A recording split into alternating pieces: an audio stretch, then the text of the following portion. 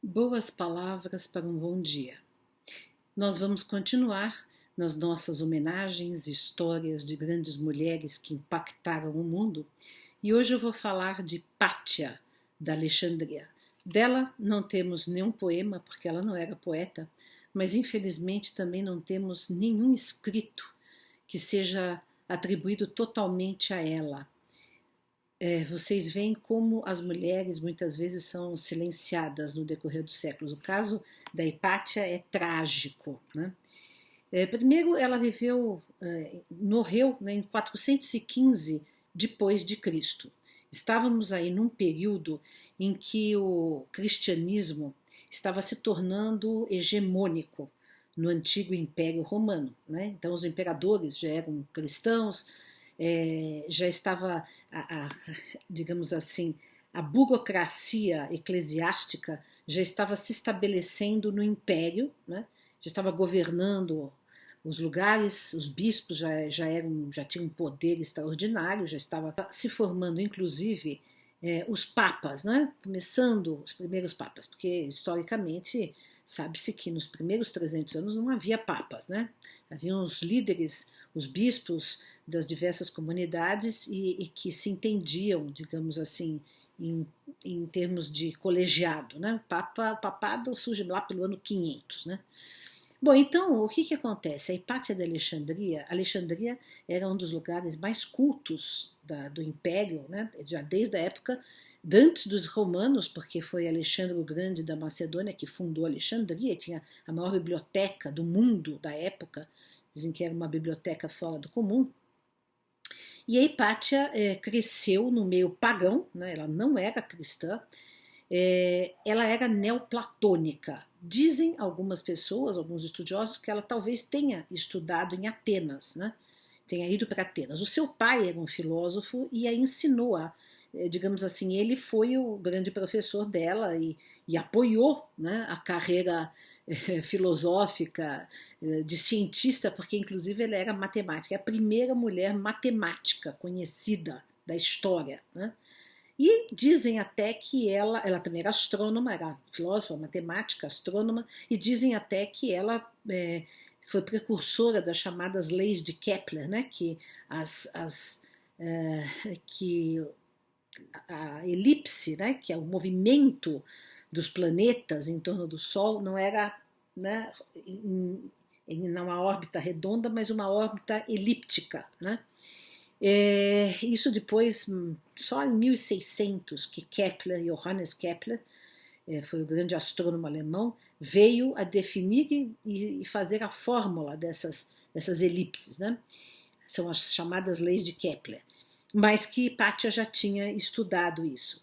Mas só que vejam, imagine naquela época, né, uma mulher ser filósofa, uma mulher... e aí ela vivia entre dois mundos, né? O mundo pagão que estava em declínio e o mundo cristão que estava em ascensão.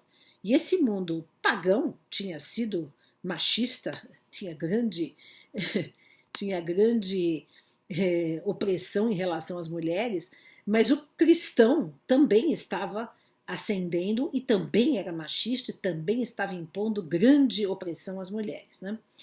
E mais ainda no caso de uma mulher que era uma filósofa, entre aspas, pagã, que não era cristã.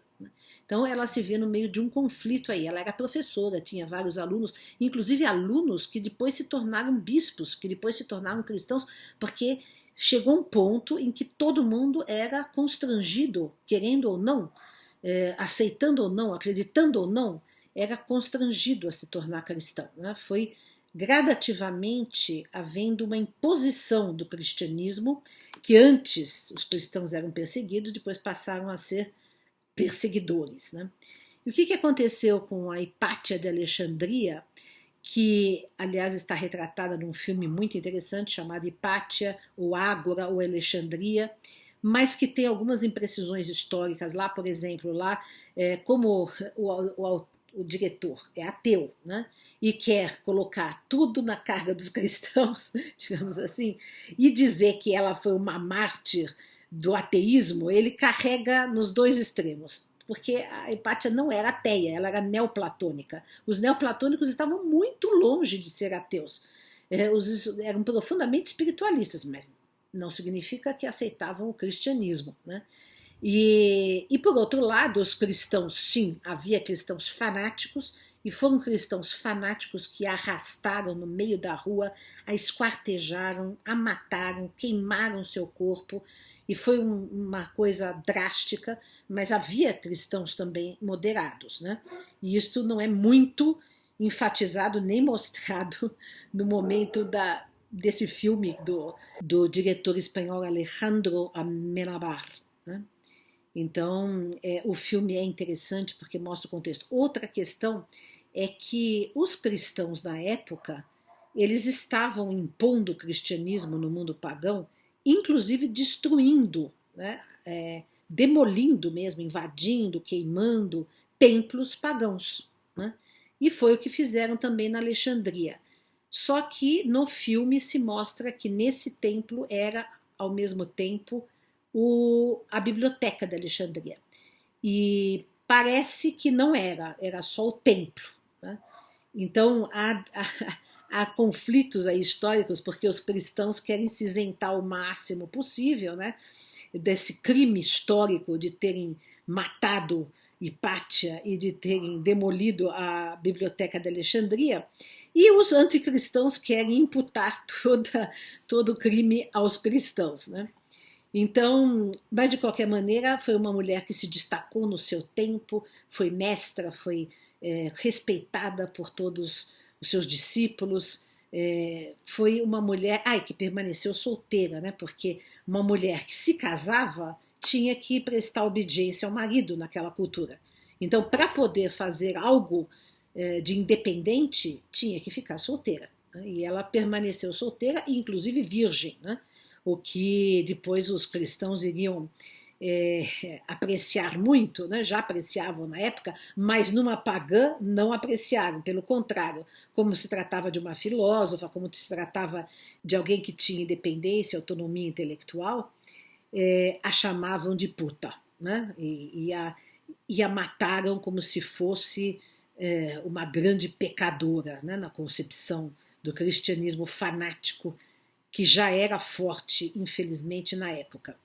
Então, essas são as nossas pequenas passagens históricas, porque sabemos pouco também sobre Hipátia, não sabemos muito, o que sabemos é isso que eu estou falando. Houve muitas filósofas, algumas, digamos, filósofas na Grécia Antiga, depois nesses primeiros períodos do cristianismo, mas sempre diminuídas, escondidas, desconhecidas, seus escritos nunca nos chegaram, então dá a impressão histórica que nunca houve filósofas mulheres, né? Porque a gente só estuda filósofos homens. E assim, essas foram as nossas boas palavras para um bom dia, percorrendo a vida de grandes mulheres.